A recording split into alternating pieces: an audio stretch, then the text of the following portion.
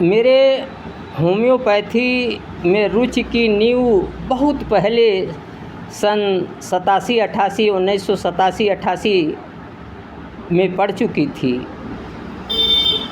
उस समय मैं गोरखपुर विश्वविद्यालय से पीएचडी करके घर आया था। मेरी माँ गठिया बयार से परेशान रहा करती थीं, गाउट की बीमारी से परेशान रहा करती थीं। मैं सोचता था कि मैं जब कुछ धन कमाऊंगा, पैसे अर्जित करूंगा तो अपनी माँ की दवा करवाऊंगा। इसी बीच मुझे पता लगा कि हमारे इंटर कॉलेज के माध्यमिक शिक्षा के गुरुजी श्री राम भरत जी होम्योपैथी कुछ जानते हैं। मैंने उन्हें बुलाया, उन्होंने 2 दवाएं सल्फ़र और रस्टक्स लिखा। मैं जाके बस्ती से सल्फ़र और रस्टक्स ख़रीदा और वहाँ से 2.5 और 3 रुपए की 2 पुस्तकें भी ले आया, एक बायोकेमिक की, एक होम्योपैथी की। और घर आया तो मैंने देखा चलते फिरते बात के लिए पल्सेट्ला इंडिकेटेड था, तो मैं पुनः गया पल्सेट्ला ख़रीद के ले आया। अपनी माँ को ठीक होते देख मुझे काफ़ी प्रसन्नता हुई और उसी समय मेरे मन में होम्योपैथी के प्रति एक जिज्ञासा पैदा हो गई थी। डॉक्टर जयप्रकाश जी उपस्थित हैं और हम इनके साथ होम्योपैथी पर चर्चा करेंगे और इनसे जानना चाहेंगे कि डॉक्टर साहब होम्योपैथी में क्यों आकर्षित हुए, वो कौन सी घटना थी कि डॉक्टर साहब को यह मन में बात आई कि नहीं होम्योपैथी की एक चिकित्सा पद्धति है और इसमें हमको कुछ कार्य करना चाहिए। आपने बड़ा अच्छा प्रश्न जो है उठाया है कि होम्योपैथी चिकित्सा पद्धति में कैसे मैं आया और किस तरह से आकर्षित हूँ। अपनी पढ़ाई पूरी करके और बेरोज़गार होते हुए और घर गृहस्थी के काम में अपना समय बिता रहा था। उस समय मेरा जो छोटा वाला लड़का था, देखा मैंने उसको कि वो 2.5 साल का हो गया है, फिर भी वो स्टैंड नहीं हो पा रहा था और न बोल ही पा रहा था। ऐसे में घर परिवार के लोग सभी बहुत चिंतित थे, लेकिन संजोग की बात थी कि हमारे पास एक ऐसे मेरे एक गुरुजी थे एलोपैथ के प्रैक्टिशनर, जिनके पास एक होम्योपैथ की पुस्तक पढ़ी हुई थी, डॉक्टर सत्यव्रत सिद्धांता अलंकार की मैटेरिया मेडिका थी। तो वो पुस्तक मेरे पास थी, तो अक्सर मैं उस पुस्तक को कभी जब समय पाता था तो आकाश दवाएं कुछ ऐसे पढ़ लिया करता था मनोरंजन के तौर पे। कोई डॉक्टरी वगैरह का कोई लक्ष्य नहीं था। पढ़ते पढ़ते एक दिन अचानक मुझको एक दवा मिली जिसका नाम था एगैरिकस। एगैरिकस के सिम्टम्स जब हम अपने बच्चे के ऊपर पढ़े और उसको बच्चे को अपने सोच के सामने में रख करके देखा तो कुछ गुण उसके ऊपर दिखाई दिए। तो मेरे पड़ोस के ही गांव में ये धौरहरा ग्राम सभा है, तो जहां रामजीत सिंह नाम के एक डॉक्टर जो है होम्योपैथ से प्रैक्टिस किया करते थे, तो उनके पास मैं गया और उनसे मैं रस्टक्स 30 पावर की दवा ले करके आया और अपने बच्चे को दिया खाने के लिए। चूँकि बच्चे की माता जी को हमने दवा दिया खिलाने के लिए, तो 2-3 खुराक ही दवा खिलाई थी। उसके बाद जाने कहाँ वो डिब्बी दवा की गायब हो गई। लेकिन वह 2-3 खुराक ही खाना दवा उस बच्चे के लिए अमृत के समान हुआ और फिर मैं दोबारा दवा लेने भी नहीं जा पाया। 20 से 25 दिन के बाद देख क्या रहा हूँ, एक दिन बच्चे को मैं जब खिला रहा था तो बच्चा कुछ बोलने की प्रयास करने लगा और धीरे धीरे देखा कि एक दिन 2-4 दिन के बाद फिर हमने देखा कि बच्चा एक दिन चारपाई का जो है पाटी पकड़ करके और अचानक खड़ा हो गया। पैर में उसके कंपन थी लेकिन खड़ा हो गया वो और कुछ चलने का प्रयास भी करने लगा। इस तरह से देखते देखते 1-1.5 महीने के बाद वो बच्चा जो है बोलने भी लगा और चलने भी लगा। तो इससे मेरे दिल दिमाग में होम्योपैथ के प्रति इतना आकर्षण पैदा हुआ, मैंने उस पुस्तक को और मनोयोग से पढ़ना शुरू किया। आज मैं अनुभव तो बहुत हैं, लेकिन ऐसे अनुभव की मैं चर्चा करूंगा जिससे होम्योपैथिक चिकित्सकों को एक रोशनी मिलेगी, एक दिशा मिलेगी। मैं कहना चाहूँगा कि एक बार एक मरीज़ था, वो पागल हो गया था। जब मैं उसे देखा तो वह कान पकड़ के उठ बैठ रहा था और बार बार कह रहा था मैं ऐसा नहीं करूँगा, मैं ऐसा नहीं करूँगा। जब मैंने उसका इतिहास जानना चाहा तो मुझे पता चला इस लड़के को किसी लड़की ने धोखा दे दिया है। फिर भी मैंने जब लक्षणों पर गौर किया, उसकी जीभ देखी, तो मुझे लगा जीभ पर बहुत ही सफ़ेद मोटा लेप था और मुझे वह पूर्ण रूप से परफेक्ट कालीमूर का पेशेंट लगा। मैंने उस पागलपन के रोगी को, इंसैनिटी पेशेंट को मैंने कालीमूर 6X दिया और एक ही सप्ताह में वो बच्चा बिल्कुल स्वस्थ हो गया। मैं यहाँ कहना यह चाहता हूँ कि हमारे होम्योपैथिक चिकित्सक बंधुओं को इस बात पर नहीं ध्यान देना चाहिए कि कौन सी दवा किस रोग की है, बल्कि औषधि के लक्षणों पर विचार करना चाहिए, क्योंकि होम्योपैथी में औषधियाँ लक्षणों के आधार पर ही काम करती हैं। सिमिलिया सिमिलिबस क्योरेंटर लाइक ये सादृश्य विधान है, इसलिए आप लोग अधिक से अधिक लक्षणों पर ही चिकित्सा करने की कोशिश करें। यहाँ संक्षेप में एक और रोगी की मैं चर्चा करूँगा।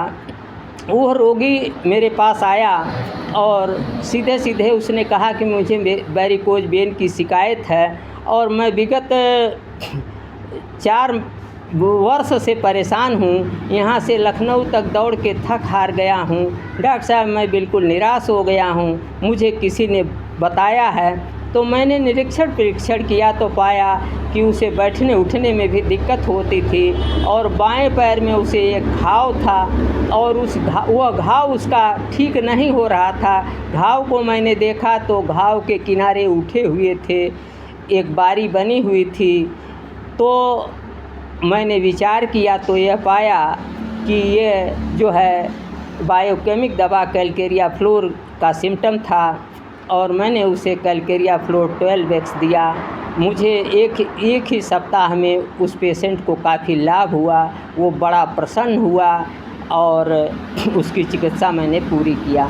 तो इस तरीके से मैं कहूँगा कि हमारे चिकित्सक बंधुओं को रोग पर न ध्यान दे करके बल्कि होम्योपैथी में लक्षणों पर विशेष अपना ध्यान केंद्रित करना चाहिए, तभी मरीज़ ठीक हो पाएगा। मैं डॉक्टर जयप्रकाश जी से चाहूँगा कि हमारे होम्योपैथिक चिकित्सकों को मार्गदर्शन देने के लिए ऐसा ही कोई अपना प्रसंग साझा करें। धन्यवाद सर जी। मैं आपको बताना चाहता हूँ कि सन 2015 में एक केस मेरे सामने ऐसा आया कि जो मेरे लिए एकदम पूरा नवीन था और मेरे लिए एक अजूबा सा था। एक मेरा पुराना जो मरीज़ था, मतलब तो उसका एक संबंधी, उसके एक 14-13 साल की बच्ची को जो है मस्तिष्क ज्वर हो गया और वो गोरखपुर मेडिकल कॉलेज में मस्तिष्क ज्वर वार्ड में जो है भर्ती था। तो यह रिश्तेदार परिवार जो मेरे यहाँ से दवा ववा ले जाया करते थे, वो गए थे उस बच्ची को देखने के लिए गोरखपुर। वह बच्ची विगत 11 दिनों से गोरखपुर मेडिकल कॉलेज में मस्तिष्क ज्वर के वार्ड में भर्ती थी।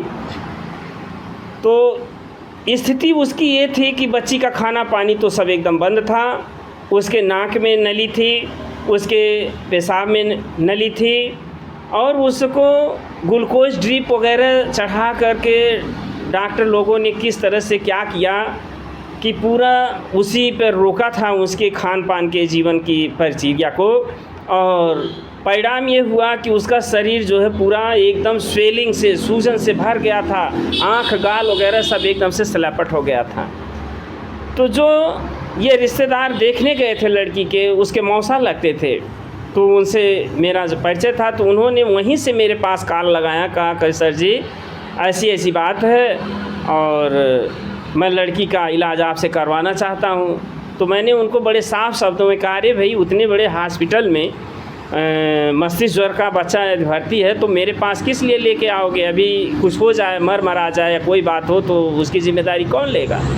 लेकिन उस परिवार वालों को इतना गट्स, इतना हिम्मत था मेरे ऊपर, मेरे दवाओं पर, मेरे नहीं ख़ास तौर पर होम्योपैथ दवाओं पर, कि उस परिवार ने कहा कुछ भी हो जाए सर जी, मैं मरा हुआ जान के अपनी बच्ची को ला रहा हूँ, लेकिन इलाज आपसे करवाऊँगा।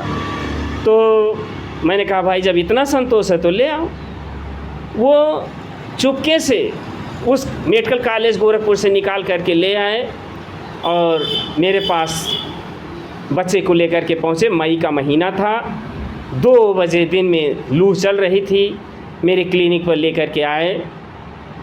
बच्ची को मैंने वैसे कार में लेटे लेटे ही जा कर के देखता हूँ तो उसके न होंठ हिल रहे हैं न जबड़े हिल रहे हैं, पूरा शरीर एकदम से स्वेलिंग से भरा हुआ है। 13-14 साल की उम्र की लड़की, ऐसे लग रही थी कि 35-40 साल की उम्र की, इतनी स्वेलिंग उसके शरीर में थी। मैंने देखा पहली बार तो देखते देखते मेरा दिमाग भी थोड़ा भाई विक्षिप्त सा लगा, अपने आप को सोचने भाई ऐसा कैसा, लेकिन हिम्मत नहीं हारा और होम्योपैथ दवाओं पर सोचता मेरी सोच जो है जा कर के जैल्सीमियम नाम की दवा पर टिका और मैंने जैल्सीमियम नाम की दवा का 200 पावर ला करके उसके ओंठ को खोल करके उसके मुंह में डायरेक्ट टपका दिया। परिणाम क्या हुआ, बाकी और कुछ दवाएं नहीं दिया हमने उसको, और उसको हमने एक ड्रापर में झूठी दवा का नाम दे करके उस घर वालों को दे दिया। हमने कहा इसको जो है 15-15, 20-20 मिनट पर पिलाते रहना, 5-5 बूंद। ले गए। 4 बजते उस लड़की के पैर की तरफ से जो है घमौरियों की तरह लाल दाने जो है निकलने शुरू हुए शरीर में, त्वचा पर, और जैसे जैसे वो त्वचा पर दाने निकल रहे थे वो ऊपर की तरफ बढ़ रहे थे और उसके शरीर का फीवर जो है कम हो रहा था। उसके पेशाब में जो नली लगी हुई थी उसका पेशाब खारिज हो रहा था, थैलियों पे थैली बदली जा रही थी, उसके पानी को गिराया जा रहा था। इस तरह से पूरी रात प्रक्रिया चलती रही और सुबह होते होते लड़की ने आंखें खोल दी और उसकी सारी आधी स्वेलिंग शरीर की ख़त्म हो गई। पूरा 12 दिन के बाद उस लड़की ने मुंह खोला और उसके बाद पानी की आवाज़ निकाली, पानी पिया।